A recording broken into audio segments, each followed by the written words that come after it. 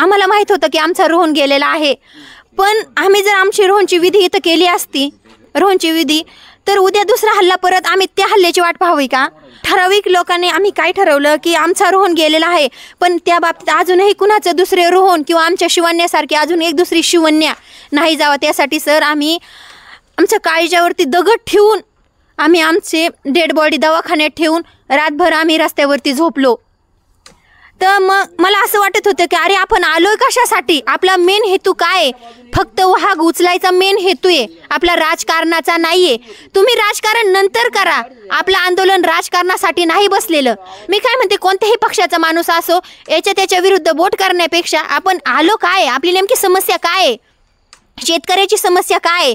फक्त ते काय म्हणतात कळवळून, त्यांची आज लेकरं वाघाच्या तोंडात चालल्यात, तर फक्त त्यांना वाचवायची ते रिक्वेस्ट करतात, प्रयत्न करतात. आम्हाला फक्त साथ द्या, आमचा आवाज तुम्ही त्यांच्यापर्यंत पोहोचवा की बिबट्या आमच्यापासून उचला.